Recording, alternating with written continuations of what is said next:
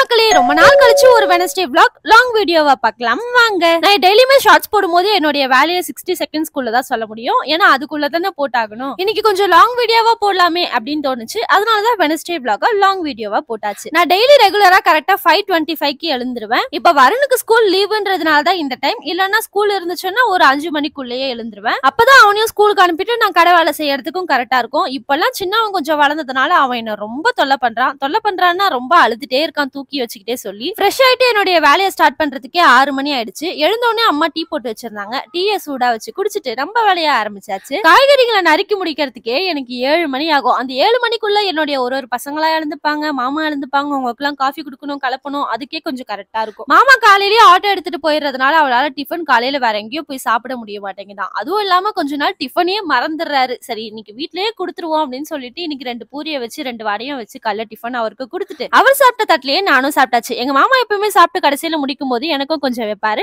நீங்களும் அந்த மாதிரி சாப்பிட்டு இருக்கீங்களா இல்ல சாப்பிடுவீங்களான்னு மறக்காம கமெண்ட்ல சொல்லுங்க. சாப்பிட்டு முடிச்சுட்டு இன்னைக்கு நம்ம சமையல்ல இறங்கி ஒன்னொன்னா சமையல் எல்லாம் முடிச்சாச்சு. அப்பளத்தையும் கடைசியில வறுத்துட்டு சமையல் எல்லாம் ஃபுல்லா முடிச்சு எல்லாத்தையும் வாளில போட்டு எடுத்து வச்சுட்டு சமைக்கிற வேலையை முடிச்ச கையோட எடுத்து வைக்கிற வேலையை ஆரம்பிச்சிடணும். இன்னும் சொல்லணும்னா இப்பெல்லாம் என்னோட வேலையை டைமிங் வச்சுட்டு தான் செய்யறேன். மாமா வந்து ஆட்டோ வாங்குறதுக்கு முன்னாடி வரைக்கும் மாமா நான் சமைச்சு முடிச்சதுக்கு அப்புறம் எல்லாமே எடுத்துட்டு போவாங்க. அதனால எனக்கு வேலையெல்லாம் கொஞ்சம் ஃப்ரீயா இருந்துச்சு. இப்ப நானே சமைச்சு நானே எடுத்துட்டு போறதுக்கு கொஞ்சம் கஷ்டமா இருக்கு. எல்லாத்தையும் எடுத்துட்டு போய் வெளியே வச்சுட்டு வீட்டை பெருக்கி வீட்டை ஃபுல்லா கிளீன் பண்ணிட்டு அடுப்பெல்லாம் ஃபுல்லா தொடச்சு எடுத்து வச்சுட்டு காலையில இருந்து சமைச்ச சாமான்லாம் வளர்க்கணுமே. அந்த சாமான்லாம் பார்த்தா ஷிங்க் ஃபுல்லா ரொம்ப இருந்தது. மொத்த சாமானையும் வளர்க்கிட்டு சாமான் வளர்க்கணும் அந்த இடத்தையும் ஃபுல்லா கிளீன் பண்ணிட்டு நான் எப்பயுமே சாமான் வளர்க்கும் போதே டீ போட்டுருவேன். ஏன்னா டீ போட்டுற கேப்ல சாப்பிட்டுருவேன். சாமான வளர்க்கிட்டு டீயை போட்டுட்டு டீ ரெடி ஆகிறதுக்குள்ள நானும் சாப்பிட்டு முடிச்சதும் ரிலாக்ஸா சூடா உட்காந்து ஃபர்ஸ்ட் டீயை குடிச்சிட்டு அதுக்கப்புறமா சின்னவனெல்லாம் ரெடி பண்ணலான்ட்டு ரெடி பண்றதுக்கு வந்துட்டேன். பசங்களை குளிப்பாட்டி ரெடி பண்றதுக்குள்ள குழந்தைய கடத்திட்டு போற மாதிரி கத்துறானுங்க. பசங்களை ரெடி பண்ணும் போதே மாமாவும் வந்துட்டாங்க. எப்பவுமே மாமா வந்து கொஞ்சம் சவாரி கொஞ்சம் டல்லா இருந்துச்சுன்னா நான் வேலை கிளம்புற நேரத்துக்கு கரெக்டா இந்த நேரத்துக்கு கிளம்பி வந்துருவாங்க. அப்பதான் சாமான் எல்லாம் எடுத்துட்டு போய் கடையில வச்சு கொஞ்சம் வேலைக்கெல்லாம் அவருக்கும் ஹெல்ப் பண்ணுவாரு. ஷார்ப்பா 10:30 மணிக்கு எப்பவுமே நான் கடைக்கு வந்துருவேன். முதல்ல குண்டான வச்சு தண்ணியை ஏத்தி ஒலை ஏத்திட்டு தான் அடுத்து எந்த வேலையா இருந்தாலும். ஏன்னா கடையை சுத்தி கொஞ்சம் ஓப்பன் பிளேஸா இருக்கிறதுனால காத்து அதிகமா இருக்கும். சாப்பாடு ஆகிறதுக்கு கொஞ்சம் லேட் ஆகும். ஒரு நேரம் 1 மணி நேரம் கூட ஆகும். ஒரு நேரம் ஒரு 3/4 மணி நேரத்திலேயே முடிஞ்சிடும். மொத்தமா நான் 2 வாட்டி சாப்பாடு வைப்பேன். சாப்பாடு வச்சுட்டு அந்த கேப்லயே குழம்பு வாளியெல்லாம் எடுத்து கடையெல்லாம் ஃபுல்லா அரேஞ்ச் பண்ணிட்டு குழம்பெல்லாம் அந்த கேப்ல ஒரு சாப்பாடு ஆகி முடிக்கிறதுக்குள்ள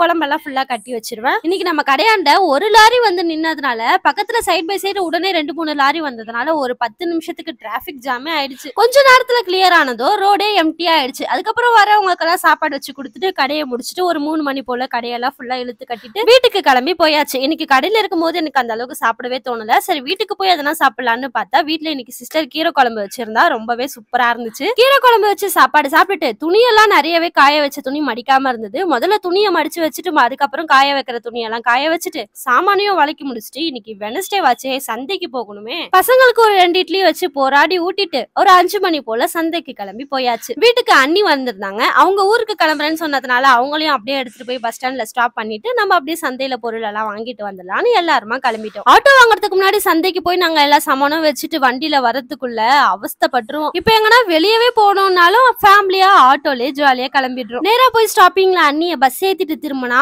என் புருஷன் எனக்கு ரொம்ப பசிக்குது வா சாப்பிட்டு போலான்னு சொல்றாரு. டைம் இப்பதான் 5:30 ஆகுது. பார்சல் எத்தனா வாங்கிட்டு போய் வீட்டுக்கு போய் உட்காந்துட்டு சாப்பிடலான்னு நானும் மாமாவும் பார்சல் வாங்க வந்தாச்சு. SS ஹைதராபாத்துக்கு வந்தா நம்ம சொந்தங்கள ஒரு அண்ணா. அந்த அண்ணாக்கு ஒரு ஹாய் சொல்லிட்டு வாங்க வந்த பார்சலை வாங்கிட்டு வீட்டை பார்த்து கிளம்பலான்னு போனா சந்தைக்கு போகணுமே. இந்த வார சந்தையில 4 கிலோ தக்காளி 100 ரூபாய், 2 கிலோ வெங்காயம் 50 ரூபாய். தக்காளி வெங்காயம் எல்லாம் போன வாரம் ரேட்ல தான் இருந்துச்சு. ஆனா இந்த உருளைக்கிழங்கும் கோசும் தான் ரொம்ப அதிகமா இருக்கு. அடுத்த வாரம் கொஞ்சம் கம்மியா இருந்தா நல்லா இருக்கும்.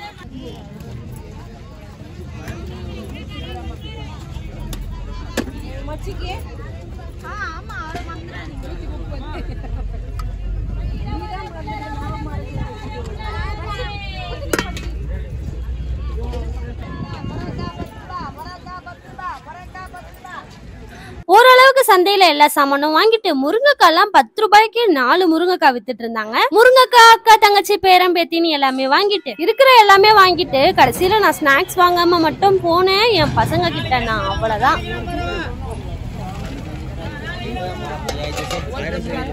இந்த கோஸ் எவ்வளவுப்பா விக்கிறீங்கன்னு கேட்டா இந்த குட்டி கோஸ் 30 ரூபாவாம், பெரிய கோஸ் 40 ரூபாவாம். கொஞ்சம் அதிகமா தான் இருந்துச்சு, ஆனா கொஞ்சம் கம்மி பண்ணி கேட்டு அந்த அப்பா கிட்ட வாங்கியாச்சு. எப்பவுமே சந்தையை முடிச்சுட்டு எல்லா சாமானும் வாங்கிட்டு வரும்போது தான் தேங்காய் வாங்குவேன், ஏன்னா அப்பதான் கொஞ்சம் வெயிட் அதிகமா இருக்காது. ஃபைனலா தேங்காவும் பசங்களுக்கு ஸ்நாக்ஸும் வாங்கிட்டு ஆட்டோ கிட்ட போனா என் பையனுடைய மூஞ்சி எப்படி இருக்கு பாருங்க. என்ன வேணுமா தெரியுமா? பொம்மை வேணுமா. ஸ்நாக்ஸ் எடுத்துட்டு போய் இந்தாடான்னு கொடுத்தா தாவல போமான்னிட்டான். சரி நான் அவன் கேட்டதை வாங்கி கொடுத்துட்டு பிரியாணி வாங்கினா கிரில் வாங்க மறந்துட்டேன். ஃபைனலா போய் கிரில்ல வாங்கி வீட்டுக்கு வந்து சரியான பசியில முதல்ல உட்காந்து பிரியாணியும் கிரில்லும் வச்சு அடிச்சு கட்டிட்டு இன்னைக்கான இந்த vlog முடிச்சாச்சு. வீடியோ பிடிச்சா மறக்காம லைக் பண்ணிட்டு போயிடுங்க. இதோட நெக்ஸ்ட் வீடியோல வரேன். சப்ஸ்கிரைப் பண்ண மறந்துடாதீங்க. அதே மாதிரி எதனா வீடியோல குறை இருந்தாலும் நம்மளுடைய கமெண்ட்ல மறக்காம சொல்லிட்டு போங்க.